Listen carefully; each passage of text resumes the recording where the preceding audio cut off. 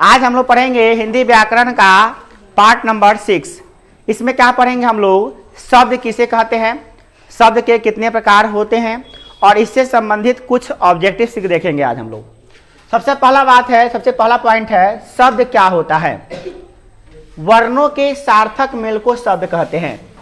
वर्ण जो हम पढ़े थे अक्षर, उसको अगर हम मिलाएं, एक क्रम में क्रमबद्ध रूप से मिलाएं तो उससे कुछ मीनिंग निकले तो वो कहलाएगा शब्द।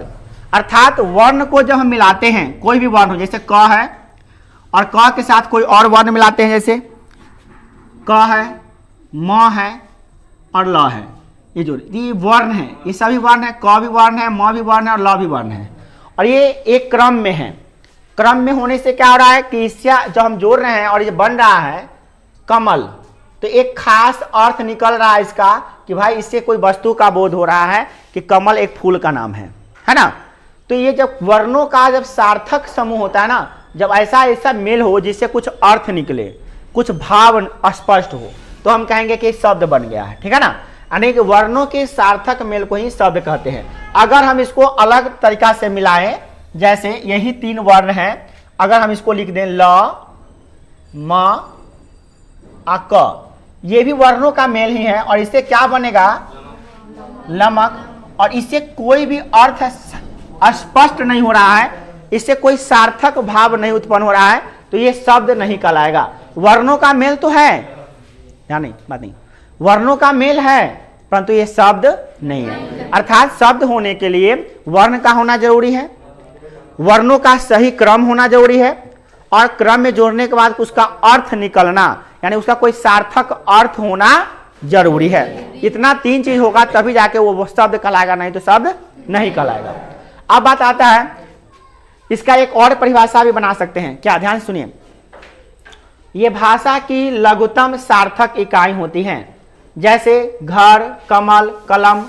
ये भाषा जो बनता है ना हमारा, ये भाषा बना है पैराग्राफ से और पैराग्राफ बना है वाक्य से और वाक्य बना है शब्द से।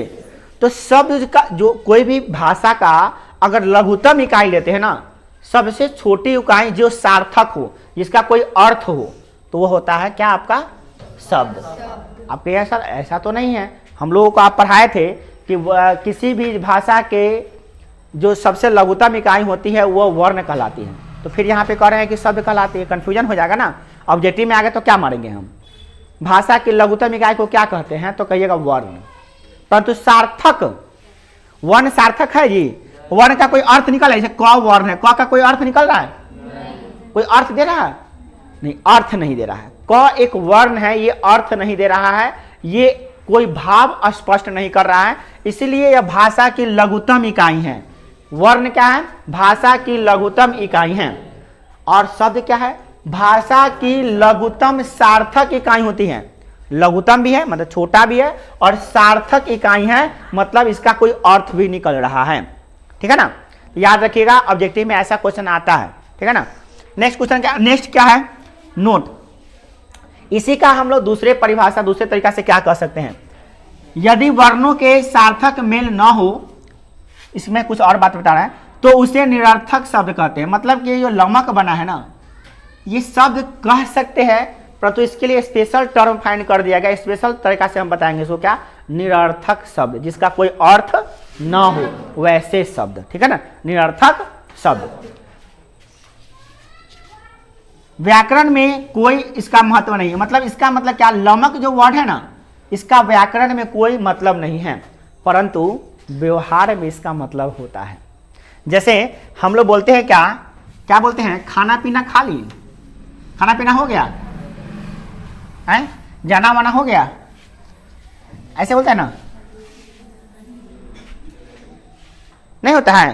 कोई शब्द बोलते हैं ना, खाना वाना, अब बोलते हैं खाना वाना, खाना वाना बन गया है ना। अब देखिए इसमें इसको समझिए, खाना वर्णों का समूह है, समझते हैं, खाना मतलब भोजन जिसको हम खाते हैं। ये वाना क्या है भाई, निरर्थक शब्द है, शब्दों का समूह है परंतु इसका कोई अर्थ निकल रहा है नहीं, तो ये निरर्थक शब्द है। तो इसका व्याकरण में तो कोई महत्व नहीं है, परंतु भाषा में इसका महत्व है। भाषा में इसका मतलब होता है ये अर्थ को स्पष्ट, खाना वाना बन गया, इधर उधर जाना, ये तो होता है। जैसे कि क्या होता है, और बोलिए कुछ एग्जाम्पल बता सकते हैं निरर्थक शब्द का? है पैसा वैसा है कि ना? पैसा वैसा है कि ना तेरा पास? तो पैसा वैसा क्या? पैसा तो समझ में आ गया, पैसा होता है, वो वैसा क्या होता है भाई? है ना? खिलौना उलौना ले लेंगे तो खिलौना ठीक है, उलौना क्या है? तो कुछ शब्द ऐसे होते हैं जो निरर्थक होते हैं, ध्यान दीजिएगा। व्याकरण में उसको पढ़ना नहीं है, परंतु उसका उपयोग हम लोग बिहार में करते हैं, उसे कहते हैं निरर्थक शब्द। ठीक है, चलिए अब आगे देखते हैं हम लोग क्या है। हम लोग समझ गया कि शब्द किसे कहते हैं, तो याद रखिएगा वर्णों के क्रमबद्ध सार्थक समूह को शब्द कहते हैं।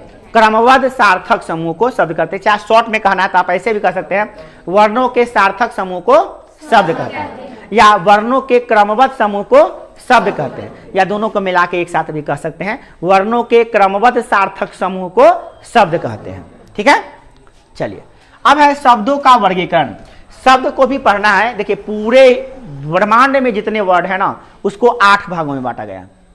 पूरे ब्रह्मांड में जितने वर्ड है ना, पूरे दुनिया में जितने वर्ड है हिंदी के, उसको 8 भागों में बांटा गया है, जिसे हम लोग कहते हैं संज्ञा, सर्वनाम, विशेषण, क्रिया, क्रिया, क्रिया विशेषण, संबंध सूचक अवयव, संबंध बोधक अवयव, विस्मादि बोधक अवयव, जिसे हम लोग इंग्लिश में पढ़ते हैं noun, pronoun, adjective, verb, adverb, conjunction, preposition, conjunction and interjection, parts of speech पढ़ते हैं ना, वही शब्द का भाग होता है। मतलब जितने भी दुनिया में शब्द हैं उसको 8 भागों में बांटा गया है, उसको हम लोग पढ़ेंगे आगे। परंतु यहाँ पे हम लोग जो पढ़ने जा रहे हैं ना, जो शब्द बना है ना, आखिर हिंदी में जो शब्द आया है कहीं से आया है, कोई स्रोत होगा उसका जहां से वो आया है।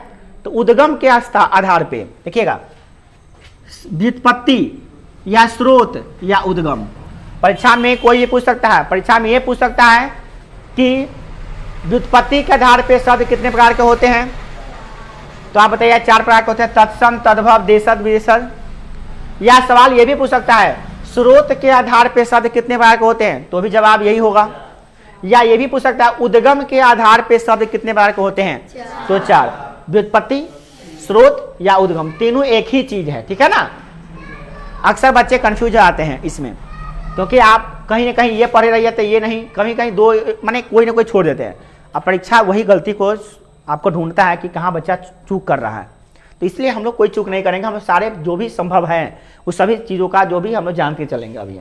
तो व्युत्पत्ति का है, चाहे स्रोत का है, चाहे उद्गम का है, इसके आधार पर शब्द कितने प्रकार के हैं, 4 प्रकार के। तत्सम, तद्भव, देशज, विदेशज।